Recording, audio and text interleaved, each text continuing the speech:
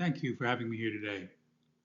I want to talk about legacy, how to create a great one, the dangers of leaving a negative one, and the lessons we can learn from others in both the legal and corporate worlds. Transitioning a legal practice, whether due to retirement, slowing down, moving on to other pursuits, or for reasons beyond your control, is one of the most significant moments in a lawyer's career.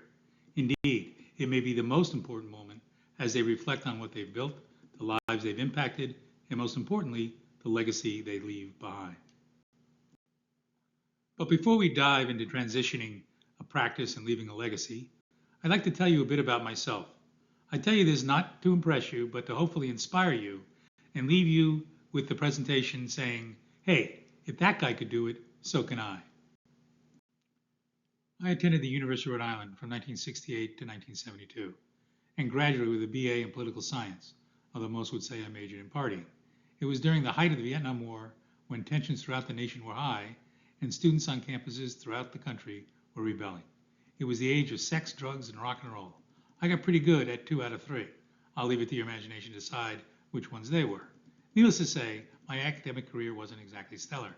After 3 semesters and a GPA of 1.9, a professor suggested that I reconsider engineering and sent me to the guidance department. I took the CUDA preference test. That's a test of more than 160 questions where you pick what you prefer to do from 3 alternatives. Questions like, would you rather walk a dog, pray, or drink a case of beer? At least that's how I remember it. And you can guess which one I chose. The test is supposed to determine the best course of your future.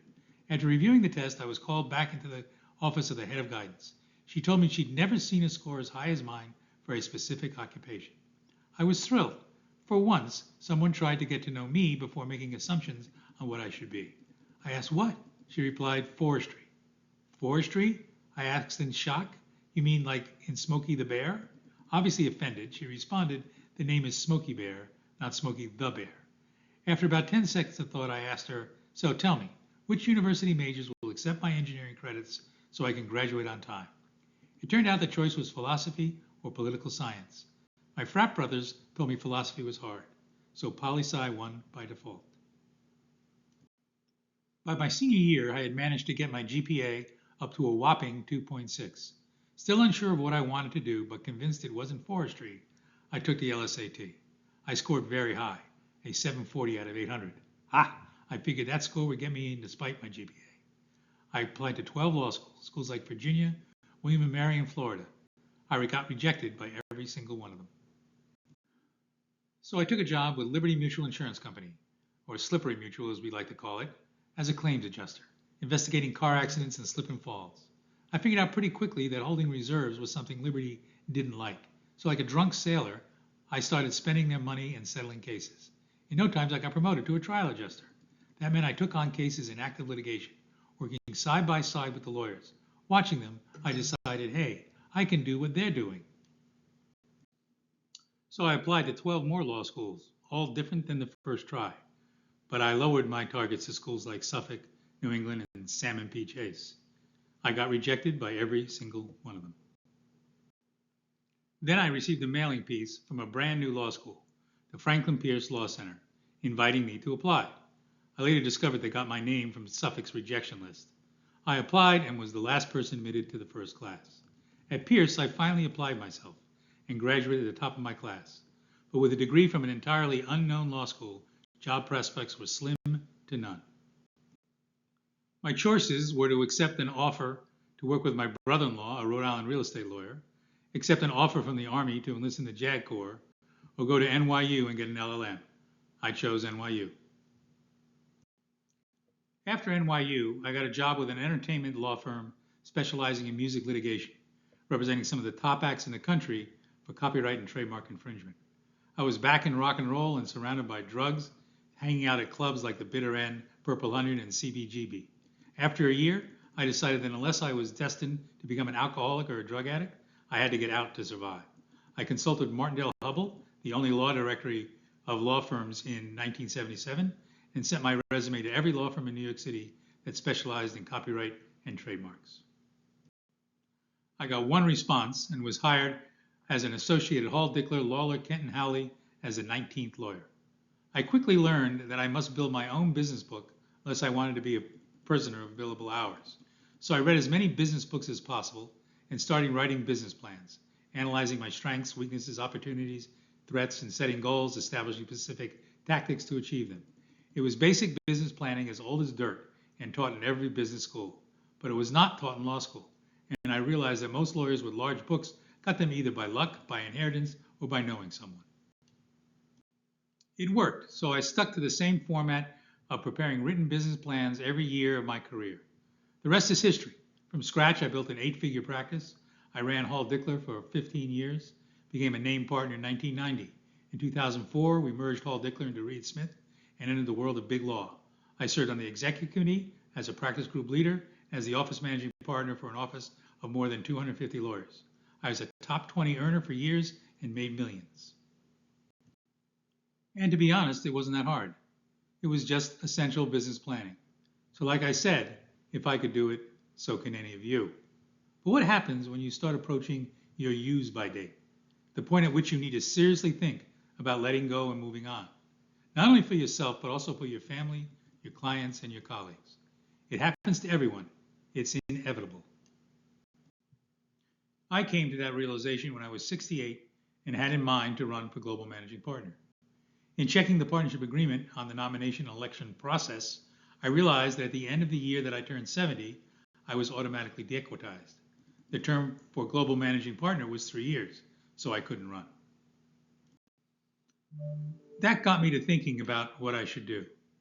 I thought a lot about the provision and what seemed an injustice to throw me out of the equity ranks when I brought in millions of dollars and controlled major clients.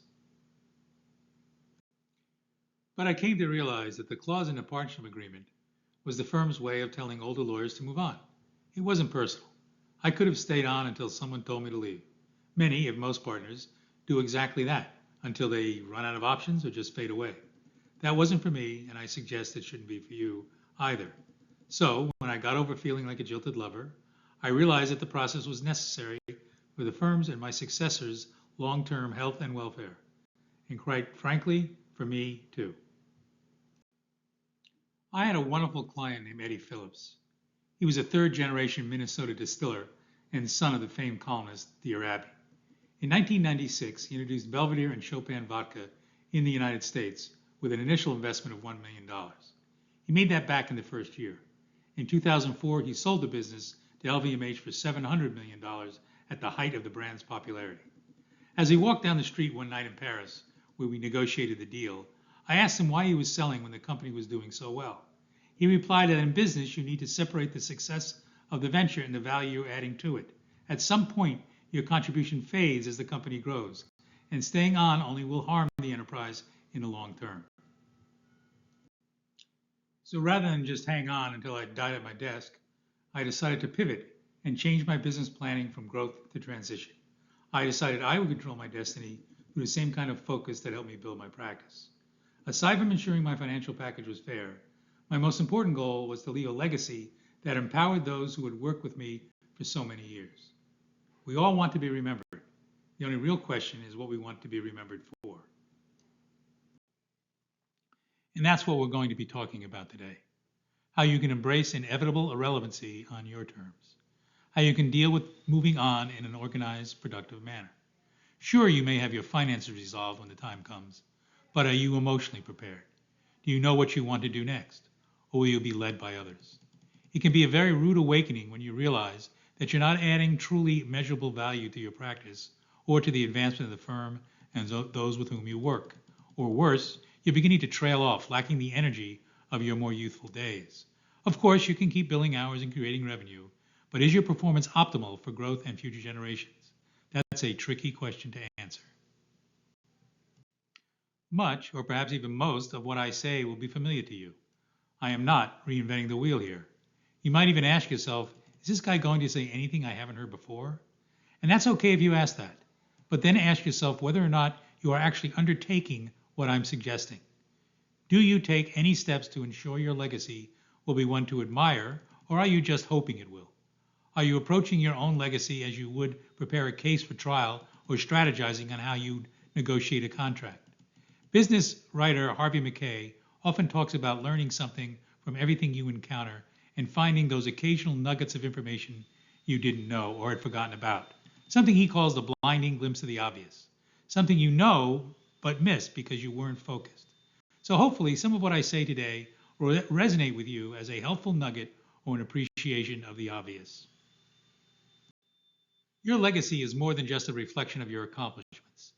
It's the imprint you leave on your clients, colleagues, and the legal profession.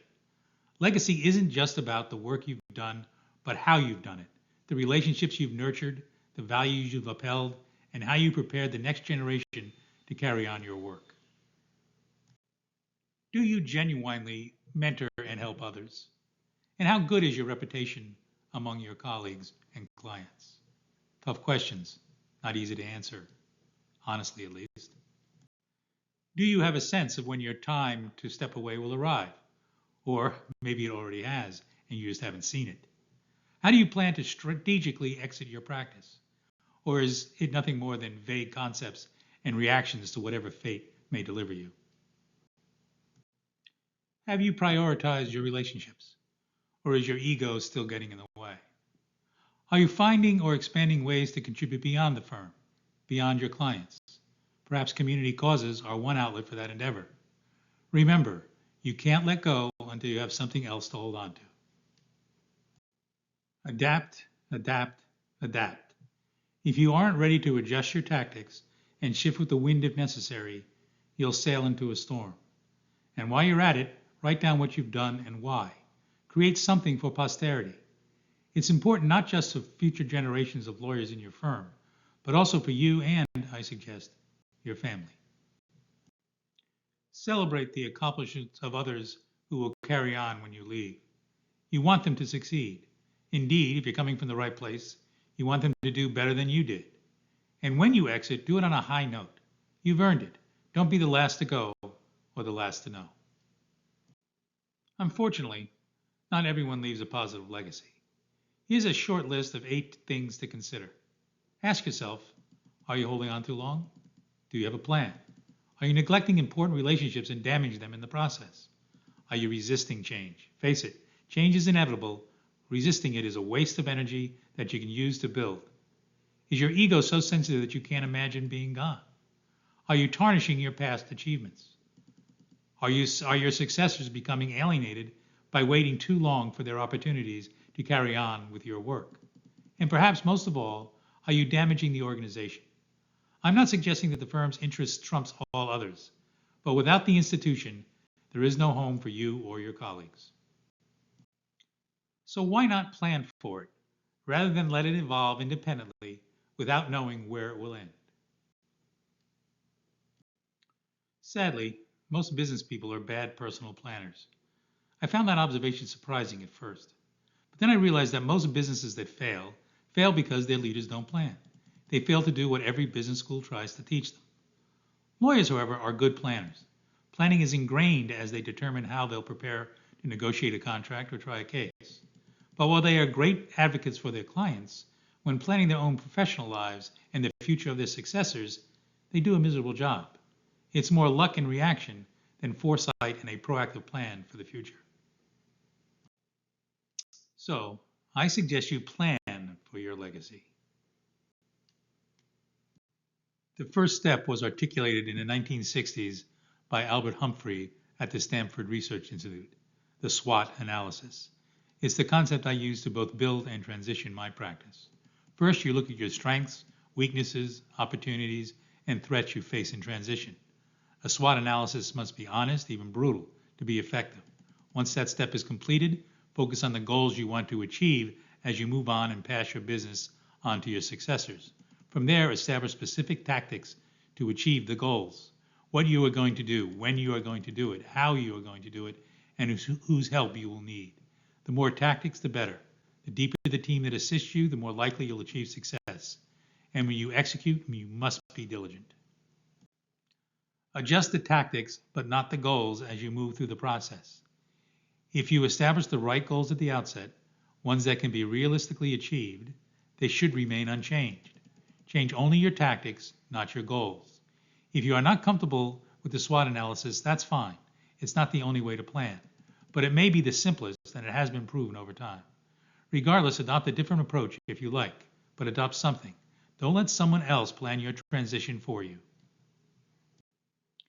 In the time we have left, I'd like to take you down the road you'll be traveling as you approach, or perhaps pass, your use by date. It's a somewhat random journey reflecting what I experienced, but what I believe you may as well. And it's not a story about just what a senior attorney might experience. It's also about what every attorney in the firm can expect. Everyone has a role in transitioning a practice. But don't worry, I'm not here to deliver a somber, depressing message. Quite to the contrary.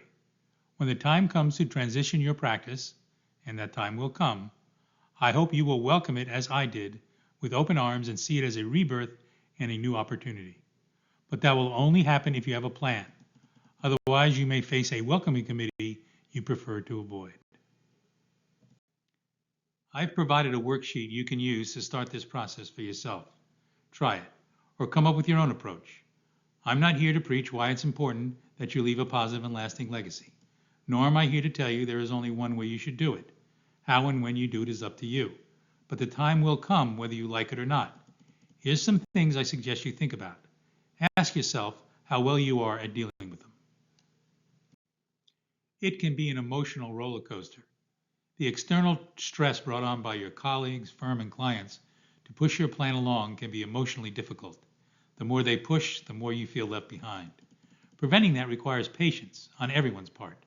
Remember that it's perfectly okay to insist that your successes and your firm earn the benefits of transition, because without you, there would be none. But more than the external stress is the complexity of dealing with your internal stress. For example, one demanding challenge will be dealing with people who disappoint you. And there will be those who may, without intention, leave you feeling forgotten and marginalized. At times, it may seem that the points of stress are endless. So let's go through some of the emotional aspects of transitioning and suggest ways you might deal with them. Joyce Meyer, a Christian minister, had it right. A positive attitude gives you power over your circumstances instead of your circumstances having power over you. I learned a lot about being positive from Dr. Norman Vincent Peale, a wonderful client I had the privilege of representing. His perspective on leading a positive life is echoed in his book, The Power of Positive Thinking. It's a good read. I recommend it. During a transition, your attitude can make or break your legacy. A positive attitude enables you to adapt to change, inspire others, and face challenges that will inevitably come. Remember, your attitude sets the tone for your transition. As Dr. Peale wrote, change your thoughts and you change your world. If you approach this phase of your career with an attitude of gratitude, optimism, and a sense of purpose, your legacy will flourish. While sometimes tricky, you must trust others to live by their word and handle your clients well. Sometimes you may doubt that trust, but a plan cannot succeed without it. That's not to say you don't make changes, nor does it mean that you must stay loyal to those who you trusted at the outset but have begun to doubt along the way. But keep in mind that trust develops over time and should not be discarded in an instant. Be patient. Loyalties will be tested in transition. While I was blessed with genuinely loyal people during mine, I've seen loyalties fracture in others. That's mainly because what we perceived as loyalty was nothing more than dependency. There's a big difference. Loyalty is lasting. Dependency exists only for so long as the need does. But don't worry, you'll smell them pretty early in the process. And then you can adjust tactics and personnel before any damage is done. Humor can be a powerful ally during times of transition. A good laugh can lighten the emotional weight of change and remind you of life's joys. Humor also helps you see the lighter side of even serious situations. Sharing a laugh fosters camaraderie and strengthens relationships. Your ability to find humor in challenges can make you a source of stability and reassurance to your entire team. Transition will reveal unexpected behaviors in colleagues, clients, and even family members, revealing some who may be downright jerks. Dealing with them is a burden during this time. So clearly define your expectations and hold others accountable. Recognize that you don't need to please everyone. Surround yourself with support and focus on those who uplift and encourage you.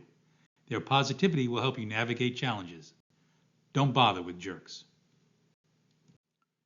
Remember being told that the worst thing our parents could say while growing up wasn't that they were mad at us, it was that they were disappointed with us?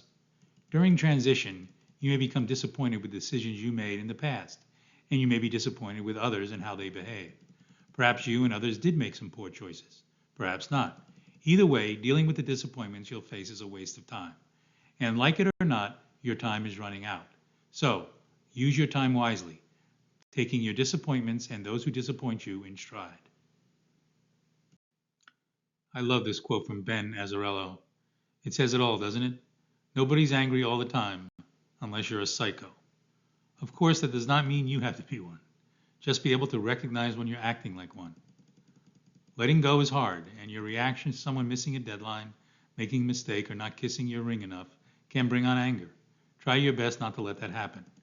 Anger may correct the problem now and again, but in the long term, it erodes everything you're trying to build and preserve in your legacy. Learn to calm down. Transitions are the opportunity to explore things you love outside of work. Finding diversions and pursuing hobbies can bring balance and fulfillment. Use this time to explore passions you may have put aside. Whether it's gardening, painting, or traveling, diversions provide a refreshing perspective. Life isn't about achievements. It's about moments that bring happiness and meaning. So pull out that bucket list and get it done. Don't have a bucket list? Start one. In a law firm, your compensation is a large measure of the professional respect the firm holds for you. Nothing is more important than feeling respected. What you say is worth listening to, and your contributions are appreciated. Those intangibles become more important when moving an active practice to others as compensation naturally declines. When the process unfolds as it should, I'm reminded of cultures that see value in elders. The Greeks and Romans of centuries past had societies that depended upon their elders for guidance and inspiration. Most modern society does not do that today. One exception in the United States is the culture of Native Americans. It remains rooted in their past with deep respect for their elders.